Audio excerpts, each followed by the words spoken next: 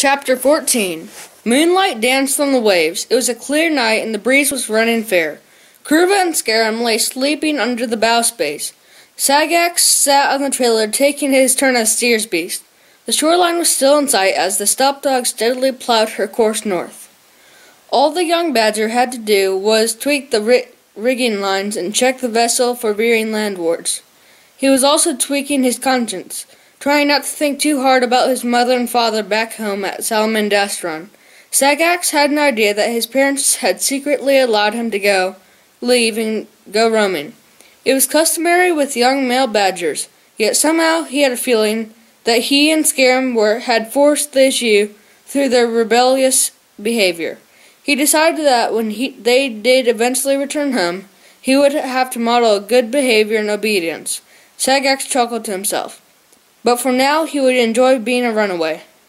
Sitting there musing, he became aware of a flickering light coming across the waves toward the stepdog. He sat calmly until it appeared as a small boat with tiny sails and 2 occupants. Hastily, he roused Scarum and Kruva. "Wakey, wakey, you sleeping beauties. We've got company coming. Better arm ourselves in case they're unfriendly." Kruva took a cutlass. Scarum tossed a dagger to Sagax, clenching the other one between his teeth. Trying hard to look fierce, he scowled. "Har, buckos! Woe to any beast who crosses the path of Scarum the jolly wild tail slitter, what?"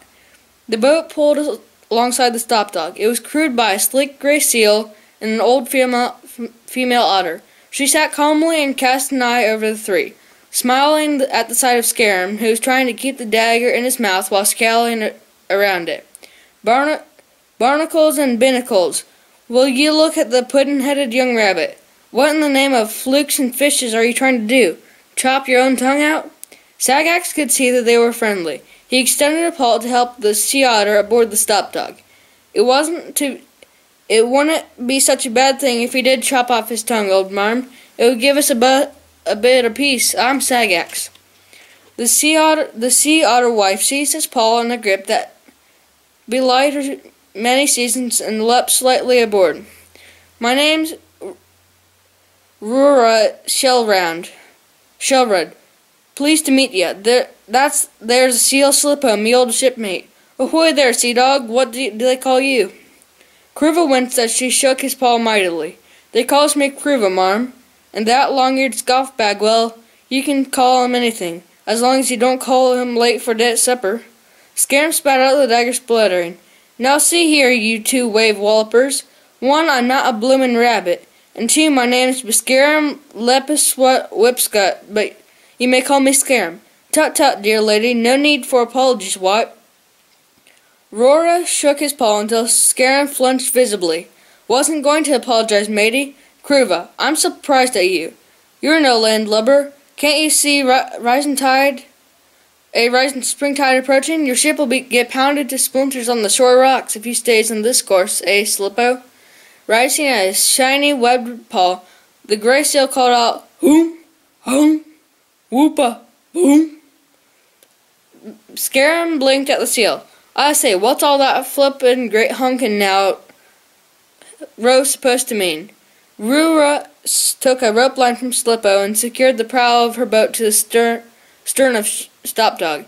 "That ain't no honkin' now. Slippo's just agreeing with me. Shift yourself, Sagax. I'll take the tiller. You come to our den and shelter from the high tide. I'll take it you ain't backwards and comin' forwards if I'm to offer yous a bit or 2 of supper, eh?" Scarum bowed gallantly to the sea otter wife. "Beauty combined with brains, me dear, a rare combination in these watery parts, what? Supper. The word hangs on the bally night air like a lingering melody." Rora winked at Kruva, nodding towards Scarum. "I bet that could eat the 4 legs left of a table if theirs had no victuals on it." Kruva sat next to Rora and trimmed the sails. "You never spoke a truer word, marm." High tide began raising as they beat their way up the coast. Sea spray shot on the port side of the stop-dog. Rora took her visitors skillfully through a shoal of rock-strewn reefs. Slippo watched the friends' faces, horrified as they sped through the perilous stone maze. The sleek steel clapped his flippers and laughed. Home, home, home, home. Rora's den was situated up a channel between some small cliffs. The passage twisted and doubled back upon itself so many times that it took all the force out of the sloshing water.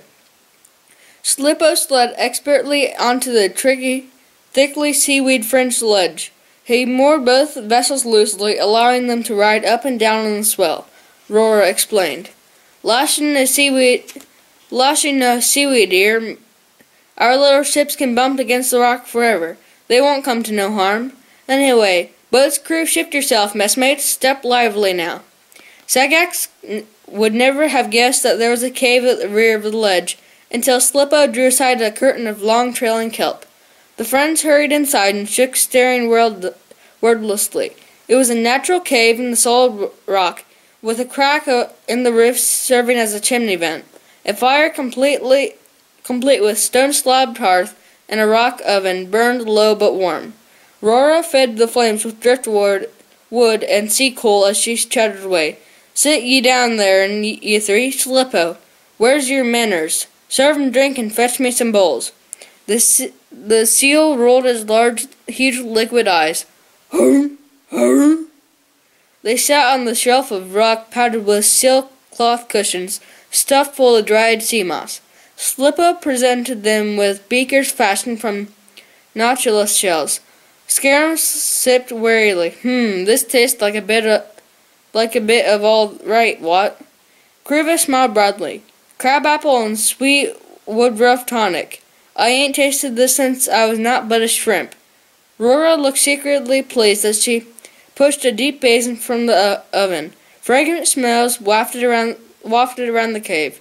Mix it to me on recipe, not like crabapple and sweet woodruff to put a gleam in your eye and wag to your rudder. Wait till you taste my sea stew and laver bread. Scarum swigged away at his tonic drink heartfully. Yours truly is willing to try anything, marm. But laver bread? What the deuce is that when it's all at home, what? Kruva accepted the wedge of dark green loaf. Laver breads come out of a special kind of seaweed. It's a delicacy in coastal parts.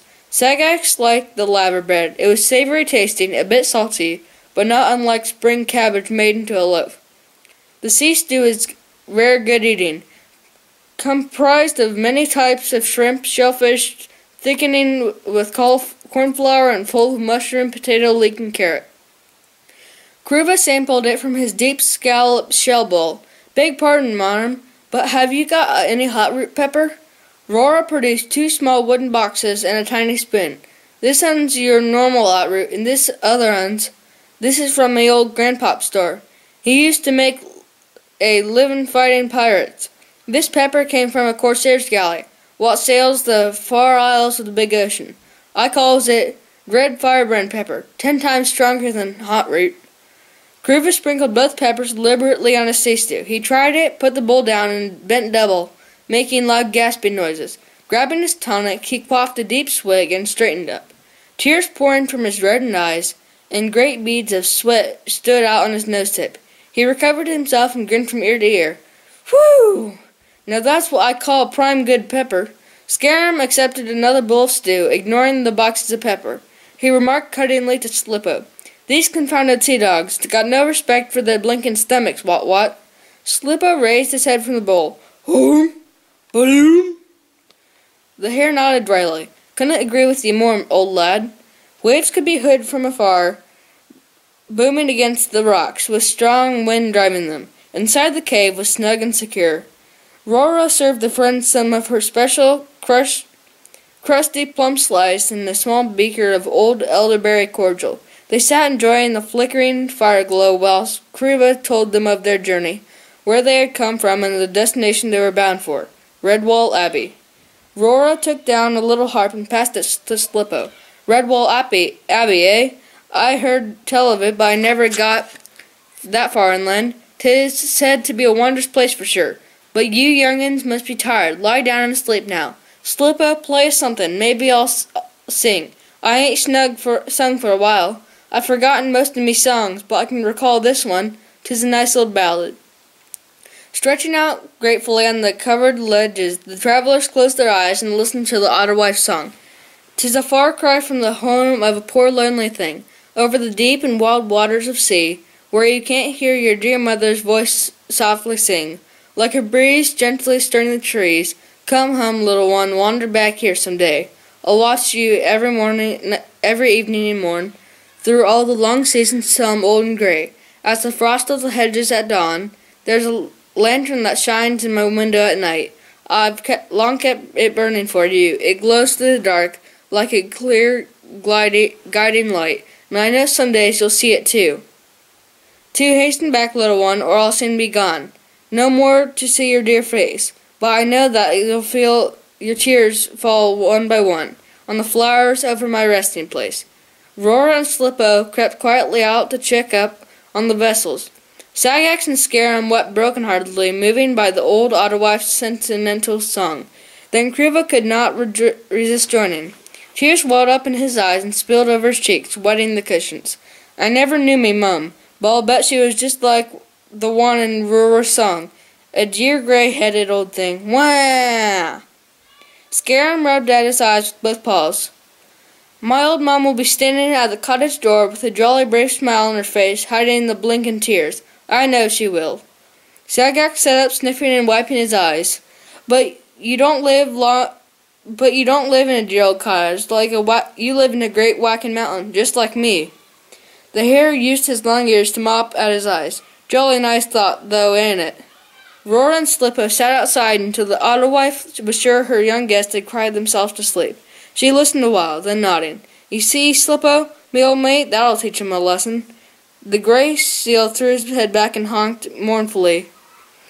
Roar sniffed in agreement with Slippo. "Aye, that's the young uns of these seasons for ye, running off home without a second thought for their parents. Not me. I never had young uns, but if I had, well, I'd wager they wouldn't go skipping off and leave me, eh?" Slippo smiled from ear to ear. The sea otter wife smiled back at her friend. "You're right, mate. I would bring him back and scalp the tails off him. Come on, let's go in and get some shut-eye." Breakfast next morning was an uncomfortable affair, with the three travelers avoiding their host's accusing glaze. Rora commented dryly, "I filled your bags with victuals for the trip." Scarum kept his eyes fixed on the meal. "Terribly decent of you, marm. A thousand thanks from us." She busied herself raking ashes from the fire. "No need to thank me. I'll do as much for any beast. Weather's clearing up there. 'Tis a prime day. There's plenty of viddies to get you back home. If yous was thinking to sail that way, the going is easier too if you travel south." Kriva rose, dusting crumbs from his paws.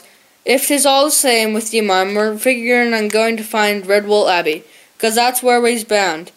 Rora passed her little harp to Slippo, smiling at them in a fond, motherly way. "There's no great rush to get to Redwool, as I sees it. Why don't you stop until lunch? I'll make us a nice apple and whortleberry pie, and sing for you a few old songs. I've remembered a few as my mum used to sing. There's one called 'A Mother's Heart is Made of Gold.' Aye, and another ditty called 'I'd give the world for a slice of Mama's nutberry pie,' and another one about a mother's tear being like a pearl of grief." Sagax grabbed the food bags. All three travelers were closely jammed as they fought to get through the cave doorway. "No thank ye, marm. You've done quite enough for us." "Aye, we'll miss the tide if we don't go now. We couldn't dream of imposing on your hospitality any further, marm. Sorry we've got jolly well go, marm. He toodle pip and all that what? Bye-bye now. Got to tear ourselves away." Piling hastily into the stop-dog, they sailed off down the narrow rock passage, fending off the stony walls with their oars. Only when the bright morning and open sea lay before them did the Tarantula look back. Roar was standing on the top of the rock, singing at the top of her voice, as Skippo twanged the harp for her. "Though she is wrinkled, grey, and old, a mother's heart is made of gold, and her smile is like a quiet sunny day, so hearken to me, lovely song. Don't stay away from home too long, there's nothing crueler than a runaway." A tear was springing from Kriva's eyes as he put all the sail and passed around the trunk of the lava bed. Stuff this in your old years, shipmates, afore we ends up blubbering and putting about to sail home. By early noon, the stop-dog was well out to sea, with the coastline a mere smudge of the dark strip of horizon. Sagax and Scarum were sitting atop the bow seat, where their happy, carefree mood was now restored. Ah, imagine us wailing like babes just because we're taking a short holiday from Solomon Dastron. Rather, did you see Kruva? He was crying buckets, and a silly great sea dog hasn't ever got a home to go to, what? Look here, sitting there fast asleep at the tiller, snoring like a toad with a toothache. Scarum rolled a pellet of labor bread and flicked it at the otter. It pinged neatly on his nose. Kruva wakened with a start and blinked at them. Oh, very funny, mates. Pinging at me nose and wetting my footballs, eh? Very funny, I must say. Scarum flicked another pellet and missed. Bit of an unjust accusation there, old lad. I pinged your nose, but neither of us wet your flippin' paws, what? Kruva diverted his gaze at the water slapping around at the bottom of the ketch. Dismay crept upon his features. Must have banged her prow pit hard in those rocks when it came down the channel from Ruro's cave. Scarum grinned mischievously as he rolled a pellet. You don't say, old scout. Nothing too serious, is it, what? Kruva turned the tiller, sending this vessel shoreward. Serious? You two shift yourself and get bailing. It means we've sprung on a leak and we're sinking.